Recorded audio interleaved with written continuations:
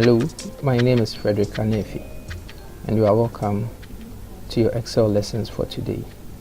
Today I have a challenge posed by one of my friends in Rwanda, and the challenge is that he has two data, previous data and current data, with balances. Now he wants to find the difference between the various balances with focus on the retailer ID. Note that here the retailer ID for each data is unique. That's for the previous and the current data are unique. Now we want to compare the balances, then find the difference. Note that the retailer ID are really messed up. They are not in any particular order, so their arrangements are messed up. Now to do that, we will use the sum if function.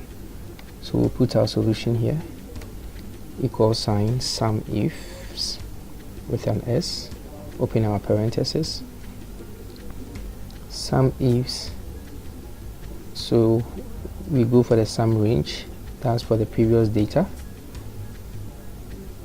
We use the F4 to block it, comma, and what criteria? Our criteria here is the retailer ID. We select the same range, then we use F4 to block it, then comma. Which one are we interested in? We are interested in the retailer ID for this current data. That's the first one. We close our parentheses, and we want to find the difference. So after finding the solution, we really need to find the difference. So then it will be minus the current data. So then it means it will be 49 instead of the previous one we had. So you see, so okay, so 49. Then we can really drag it down. Then we'll get the balances for each. That's the difference for each transaction. Now to find the unique data, that's for the retailer ID, which does not duplicate itself, we'll just select the retailer ID data. Using our control shift arrow down, we select the data. With our hand on the control, we select the current data.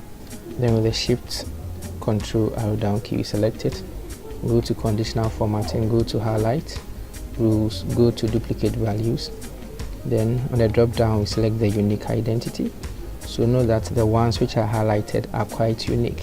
So when it comes to the current data, it means the ones highlighted really did not repeat itself in the previous data, and the one in the previous data also did not repeat itself in the current data. I hope this solution helps my friend in Rwanda. Thank you very much for following us, and continue to follow us on YouTube Consult. Have a wonderful day. Bye-bye.